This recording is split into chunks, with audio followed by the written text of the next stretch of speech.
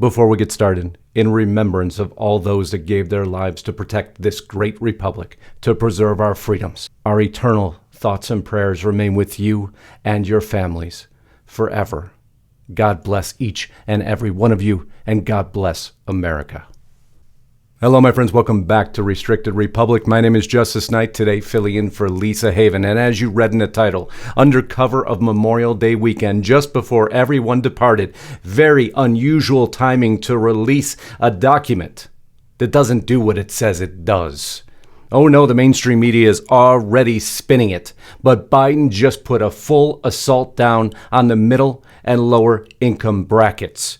How he did that, I'm going to show you. It's very black and white, actually. It's nothing the mainstream media is covering, so hang in there while we get through this story rather quickly, because we're not going to keep you too long on your Memorial Day weekend. Let's get back to this story. Headline read on the New York Times, Biden's $6 trillion budget aims for path to middle class, financed by the rich, but are you so sure?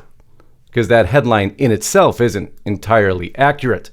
The article went on to state, coming out of Washington, President Biden's $6 trillion budget bets on power of government to propel workers, families, and businesses to new heights of prosperity in a rapidly changing economy by redistributing income and wealth from high earners and corporations to grow the middle class.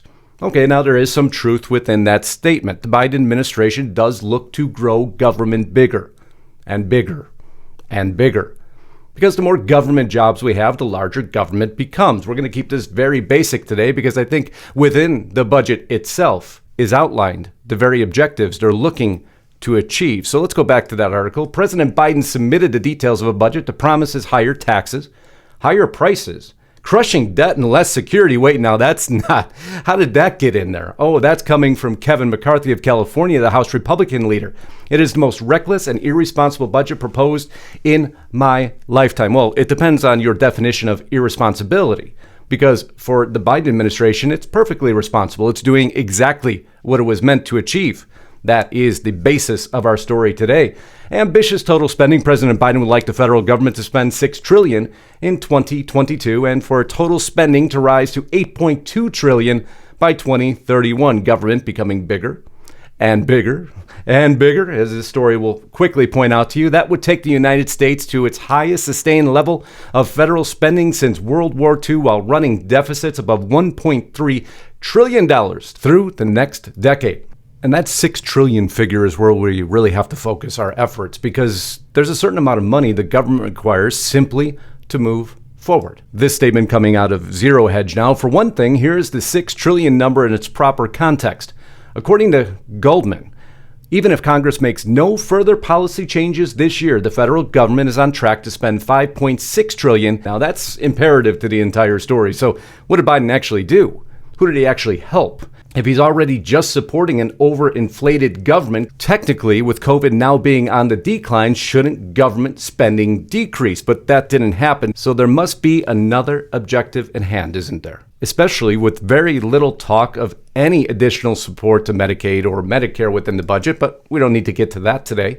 Of course, how is he going to pay for it? He's going to tax the rich. He's going to tax those corporations. It's the only way he could fund this, but we also knew that was coming, so no surprise. So what's inside Biden's $6 trillion budget request then? There has to be more details here. This budget of the U.S. government presented under cover of Memorial Day holiday. That spending represents an attempt to expand the size and scope of federal engagement in Americans' daily lives, including guaranteeing 2 years of pre-kindergarten, government-run kindergarten, and 2 years of free community college, government-run free community college, reducing the cost of childcare, government-run childcare, subsidized childcare now, granting paid leave for workers, sending monthly government payments to parents, and paving the way for electric cars and trucks to take over the nation's highway and cul-de-sacs. That continues to drum up, doesn't it? Mr. Biden wrote in his introductory message, it is a budget that reflects the fact that trickle-down economics has never worked. Okay, we're just going to leave it there for a moment, and that the best way to grow our economy is not from the top down, but from the bottom up and middle out. Well, who's funding the bottom? The government is. So is he simply saying they're the only people who can grow the economy is the U.S. government? In what world ever has that actually worked? But of course, Biden knows it won't work. It's all part of the narrative that we're moving towards quickly. Unlike the budgets of Obama and Trump years, the Biden budget does not propose any policy changes in Medicare. So does he truly have any concern for the people when the Medicare pool is growing quickly? Both previous administrations had suggested a series of small changes meant to improve the efficiency of the program. But here's where some of those facts and details are incorrect within the budget. CPI in his budget is 2.1% in 2021, 2.1% in 23, and 2.2% in 2023 Consumer Price Index. Now, if the Biden administration would have taken a look at the current Consumer Price Index, they would have noticed a drastic uptrend that is not denoted within the CPI, which shows you one of the very first precursors to what Biden's actually doing. You see, middle and lower class, he's got you. He has you trapped, as we said he would have you trapped. And the budget just went to prove that now. Let me give you one more indicator, because the CPI, if it was to increase, basically means, well, it means this. Watching inflation got some more of it today, Lisa. We are seeing numbers that we haven't seen in quite some time. The income and spending numbers come in pretty much as expected. We knew that incomes were going to fall because we had seen transfer payments, the stimmy checks, go up 570% in March. They're down by 70% this month. Spending held in 0.5%. We knew it would drop, but it did hold in. But the numbers everybody's looking at, of course, are the PCE numbers. The core PCE, 1.8% last month, up to 3.1%. That is the highest since 1992. So that's going to get a lot of people's attention.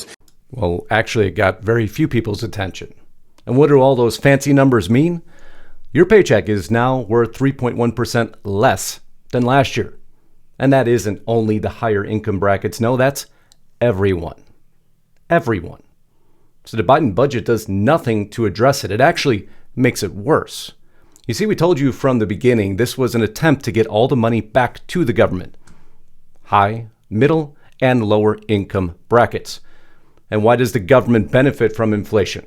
Well, you'll see here, unanticipated inflation benefits government because government gains tax revenue as nominal income increases. The increase in nominal income pushes people onto higher tax brackets. Inflation makes goods produced in the United States relatively more expensive, resulting in a decrease in exports, less money for the businesses, and people don't understand yet exactly how Biden's doing it.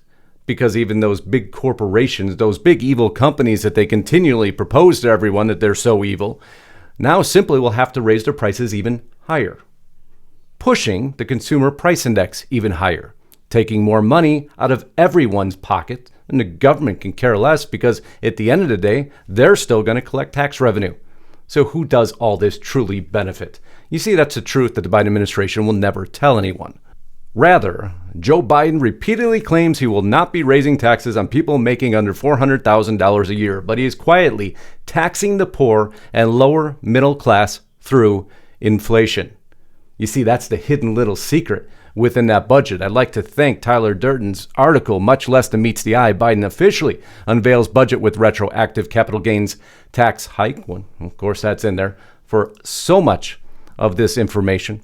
The White House has decided to release what is arguably the most important policy document of the year on a Friday afternoon before a 3-day weekend at the start of a congressional recess, when it is likely to receive little attention because he didn't want people like us figuring out what he just did, rather than the traditional Monday morning release when Congress is in session, because he didn't want anybody figuring out what he just did and how the Biden government is causing inflation. Now, maybe we should ask Joe Biden his opinion here real quick on the status of our nation, what he believes about this grand republic. We hold these truths to be self-evident, that all men and women are created equal, endowed by their Creator with certain inalienable rights, including life, liberty, etc. Memorial Day weekend. Memorial Day weekend. Quoting the Declaration of Independence. And Biden says life, liberty, etc. You should know it verbatim with not a single mistake. You disrespect every soldier that gave their lives, their families that lost those beloved members who did it in the service of this great nation, to preserve the very Constitution and the Declaration of Independence you now tread over. And yet you want the lower and middle class to believe that you're protecting them, when you're doing no such thing, Mr. Biden. Rather, you're going to tax them into oblivion, just not the way they normally would look at it. You see, that's deception. That's unacceptable. Now just tell the truth about what you're doing. Tell the truth. And they're going to figure it out. They already are. And we'll make sure they do, because what's happening to this republic is as unacceptable as the fact that you can't even quote the Declaration of Independence correctly. God bless, again, every family, every soldier that's given their lives to preserve this great republic. We are forever beholden to you for everything you've done to allow us to be this great republic we are, and we will continue to fight to bring it back to the status it should be. And before we end, Lisa wanted me to give a shout out to her sponsor, Virtual Shield. HideWithLisa.com. Stay home, stay protected, 50% off for life. An amazing deal, an amazing sponsor on behalf of Restricted Republic. We wish each and every one of you an amazing Memorial Day weekend. We love and adore all of you. If you haven't gone to Restricted Republic, if you can do that for us, that is your way of supporting our ability to continue to bring you the news you deserve. Until next time, Godspeed and God bless. Justice Knight, signing out.